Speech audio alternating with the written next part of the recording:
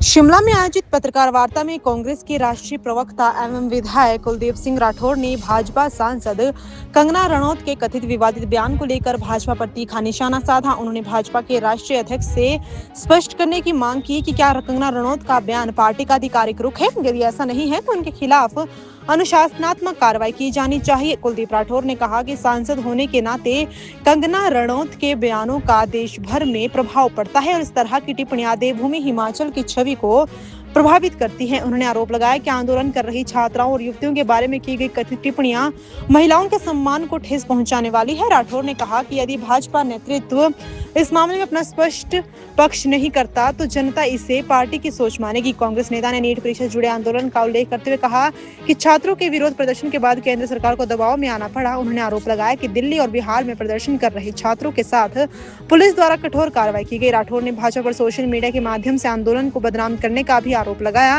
उन्होंने पूर्व केंद्रीय मंत्री अनुराग ठाकुर के बयान पर भी प्रतिक्रिया देते हुए कहा कि विपक्ष छात्रों के समर्थन में खड़ा है और लोकतांत्रिक तरीके से उठाई जा रही आवाज को दबाने का प्रयास उचित नहीं है।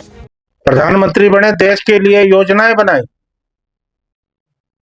आज उनकी योजनाएं, उनकी जो दूरदर्शी सोच थी, उसकी बदौलत हमारा देश आगे बढ़ा। उनके बारे में कहते वो अयाज। साहब, एक व्यक्ति जो इस दुनिया में नहीं है, उनके बारे में आप ऐसी टिप्पणियां करते हैं। अगर कल को ऐसी टिप्पणियां आपके और जो प्रधानमंत्री रहे उनके बारे में हो, हम नहीं कर सकते, हम नहीं कर सकते। ये तो शीशे के घर हैं। आपके घरों में पत्थर नहीं पड़ेंगे। आपके घरों में इतने पत्थर पड़ेंगे कि चकनाचूर हो जाए, आपका घर चकनाचूर हो जाएगा। और देश की युवा पीढ़ी जाग चुकी। समझौता हुआ 25 जुलाई को, समझौता हुआ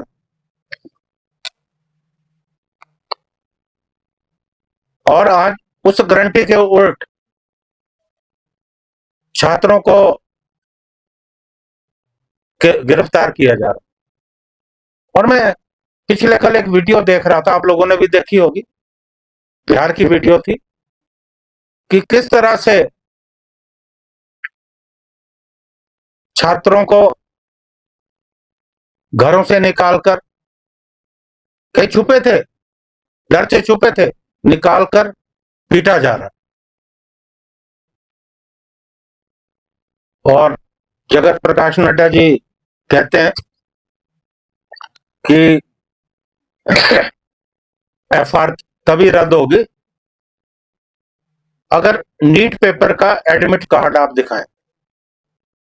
अरे साहब, ये कौन सी कंडीशन है? जिस दिन आपने समझौता किया उस दिन तो ऐसी कोई कंडीशन नहीं थी। अब ये कंडीशन कहां से आ गई?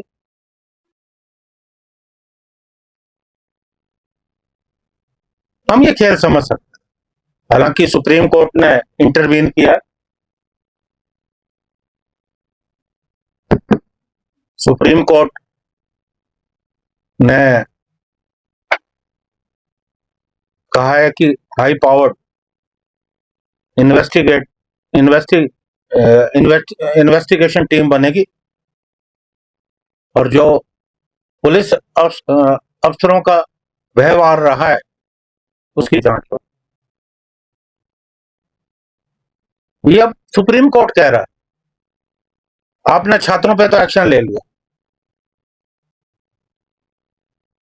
लेकिन अभी तक सरकार ने एक भी पुलिस अधिकारी पे, पुलिस कर्मी पे आपने एक्शन नहीं लिया। क्यों नहीं ली?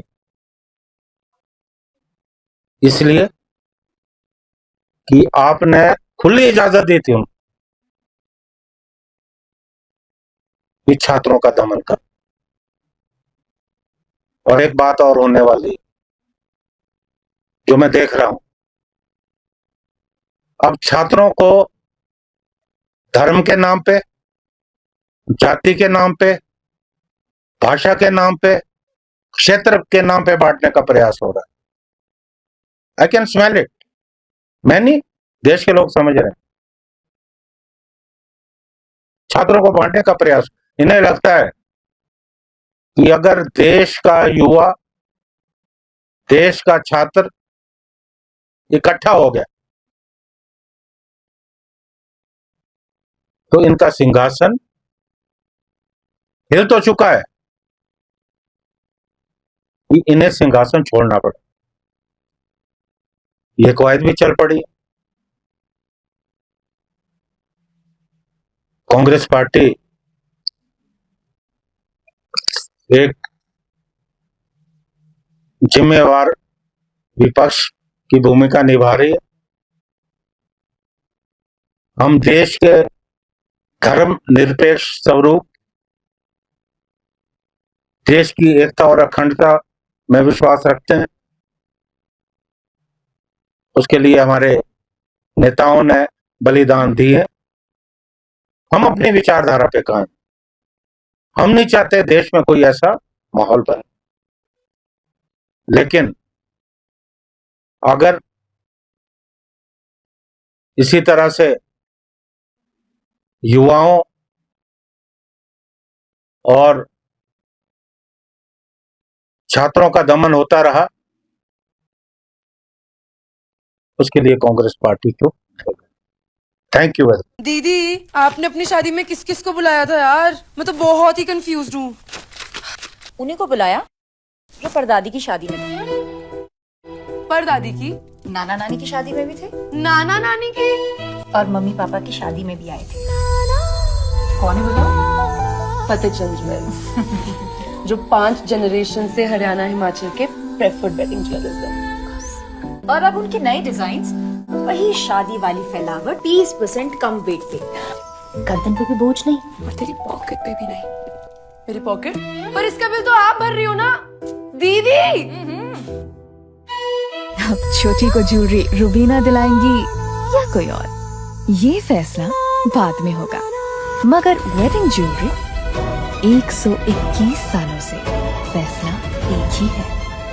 Fatehchand jewels, preferred wedding jewelers since 1904.